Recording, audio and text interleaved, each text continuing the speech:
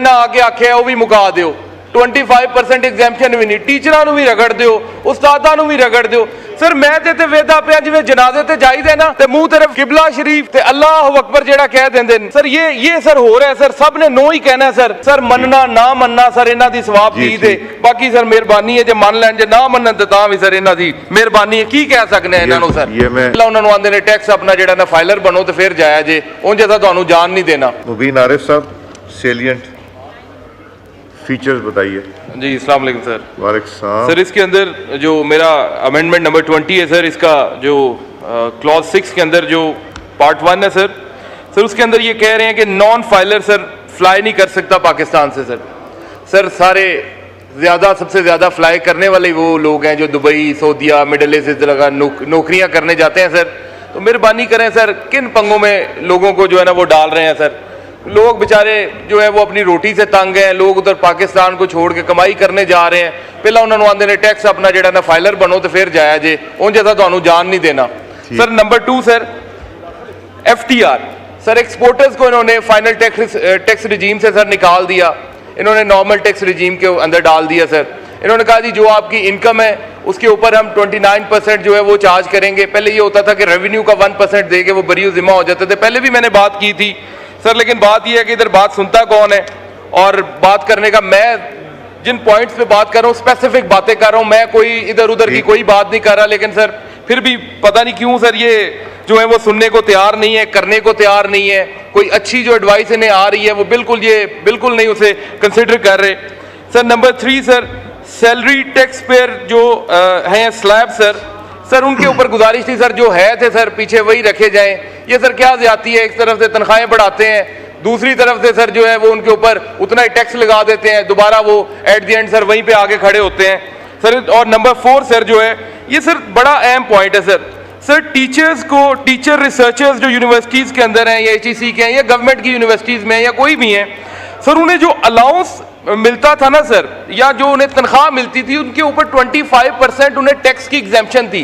यार ये उस्ताद हैं, ये हमारे बच्चों को तरबियत देते हैं, तो उनको उन्होंने 25% टैक्स एग्जेम्पशन दी हुई थी सर। इन्हें आके आख्या वह भी मुका दो 25% एग्जेम्पशन भी नहीं, टीचरों भी रगड़ दो, उस्तादां भी रगड़ दो। सर मैं ते वेदा पिया जिवें जनाजे ते जाईदे ना ते मुंह तेरे किबला शरीफ ते अल्लाह अकबर जेड़ा कह देंदे ने सर, ये सर हो रहा है सर, सब ने नो ही कहना है सर, हमारी बात को किसी ने मानना ही नहीं है। इधर से सर एक ही उनके पीछे जो है ना आवाज आनी है, तो सर कर लें फिर। हम तो सर मशवरा ठीक दे सकते हैं, हमारा हक है, हमें लोगों ने वोट दिया है सर। मनना ना मनना सर इन्हां दी सवाब दी दे, बाकी सर मेहरबानी है जे मान लैन जे ना मनन ते तां भी सर इन्हां दी मेहरबानी है। की कह सकने हैं इन्हां नूं सर। ये मैं लफ्ज जो रगड़ है ना टीचरों के लिए मुनासिब नहीं, वो मैं आई थिंक ये सब मोअज़्ज़ज़ अरकान ने जो बातें की हैं मुझे उसकी बिल्कुल समझ आती है, लेकिन मैं उसका थोड़ा सा एक कॉन्टेक्स्ट दे दूं। जहाँ तक टीचर्स रिसर्चर्स का है वो एग्जेम्पशन हम रिटेन कर रहे हैं। जहाँ तक एग्रीकल्चर का ताल्लुक है, fertiliser, pesticide which are important inputs into the agriculture industry, वो हम एग्जेम्पशन रिटेन कर रहे हैं। तो ये सारी चीज़ें हैं जिसको एक्सेप्ट करना चाहिए।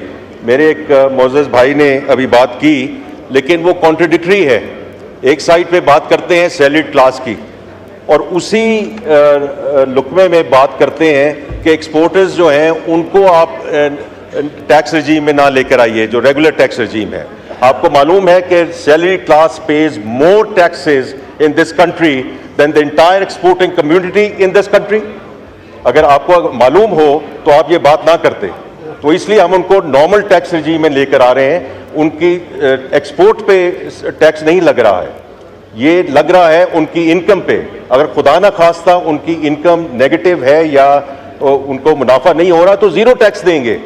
तो देखिए ये दोनों चीज़ें जो हॉरिजॉन्टल इक्विटी की हम बात करते हैं, मैं टेक्निकल बात नहीं करना चाहता, ये दोनों चीज़ें इकट्ठी नहीं चल सकती हैं। इसी तरह हम जो रियल एस्टेट को अब लेकर आ रहे हैं और ट्रेडर्स रिटेलर्स जो हमारे भाई और बहन हैं उनको लेकर आ रहे हैं, because if we don't do this we will continue to tax the same for more. तो ये बात आप ज़हन में रखिए कि अगर हमने 9.5 से 13% की तरफ जाना है, which gives us some chance of sustainability in this country. अगर हमने रिलीफ देनी है, हमने और चीज़ें करनी है, हमने अपनी डेवलपमेंट करनी है, अपने पाँव पे खड़ा होना है, और जैसे प्राइम मिनिस्टर साहब ने कहा कि ये IMF का आखिरी प्रोग्राम होगा, तो हमें ये सेल्फ रिलायंस लानी पड़ेगी। हमें अपनी रिसोर्सेज जो हैं इसको इस लेवल पे लेके जाना पड़ेगा कि हम we can then allocate resources in all the areas. जो मेरी बहन ने भी बड़ी अच्छी बात की है in terms of climate change, और जो इन्वायरमेंटल साइड पे आप बिल्कुल ठीक कह रही हैं।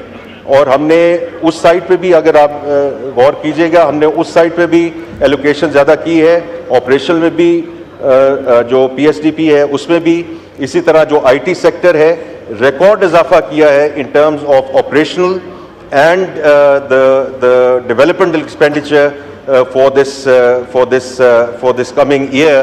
बिकॉज मैं प्राइम मिनिस्टर साहब की हिदायत के मुताबिक 2 सेक्टर्स, एग्रीकल्चर एंड IT, इनका किसी प्रोग्राम के साथ कोई ताल्लुक नहीं है। ये 2 सेक्टर्स हैं जो इंशाल्लाह हमें आगे लेकर जाएंगे और इस मुल्क को आगे लेकर जाएंगे। बहुत शुक्रिया स्पीकर साहब। Now put the amendment as moved by Minister of Finance. The question is that amendment as moved be adopted.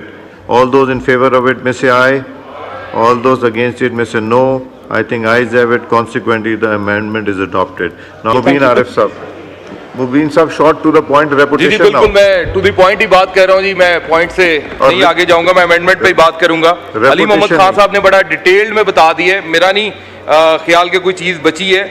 सिर्फ मैं जो भी खड़ा हुआ हूँ, मैं इसलिए खड़ा हुआ हूँ कि पीपल्स पार्टी को गुजारिश कर सकूँ कि वो इसके ऊपर वोट करें, क्योंकि मेरी बहन शादिया मरी साहबा ने उस दिन ये सारी बातें की कि दिल की सर्जरी, हार्ट सर्जरी और ये न्यूरो सर्जरी और ये सारी चीजों के ऊपर जो टैक्स किए, ये बिल्कुल इसके ऊपर अमेंडमेंट लेके आए। सर मेरी बड़ी ख्वाहिश है कि बिल्कुल जो उन्होंने बातें अपनी तकरीर में की थी आज करके भी दिखाएंगे, जिसके ऊपर वोट करेंगे। जी मैं बड़ी मेहरबानी। Finance, do you oppose it? Minister finance, do you oppose? जाने दीजिए जी। मैं आप पहले अपोज कीजिए। आपका नाम लिया। I oppose, but I can also, मैं थोड़ा सा अपोज कर रहा हूं, लेकिन इफ एक्सप्लेन कर दीजिए। ये अली मोहम्मद साहब ने जो बातें की हैं, आई थिंक उसमें मैं सिर्फ ये जिक्र करना चाहता हूं कि प्रॉब्ली इनके पास सारी क्लैरिफिकेशंस नहीं पहुंची हैं। जो एग्जाम्पशंस हम ऑलरेडी रिटेन कर चुके हैं किताबों पे, न्यूज़ प्रिंट पे, एक्सरसाइज बुक्स पे, cardiology, cardiac surgery equipment including stents पे, पाटा वाला असद कैसर साहब बेहतर समझते हैं कि ये एक बड़ी मुश्किल चीज़ थी हमारे लिए, जो हमने इनकी रिक्वेस्ट पे और हमने इसको एक्सेप्ट किया है, इस एग्जाम्पशन को। और आखिरी चीज़ अली मोहम्मद साहब, imports and local purchases by charitable hospitals, this has already been done, this is also written. आखिरी चीज़ मैं सिर्फ दूध का कहूँगा। देखिए इस मुल्क के और आपके एक बहुत मोअज़्ज़ज़ रुकन ने कल ये बात की और बहुत मुनासिब बात की कि इस मुल्क में दूध की ज़रूरत है, अच्छे दूध की ज़रूरत है, बिल्कुल ज़रूरत है, but doesn't have to be a packed milk और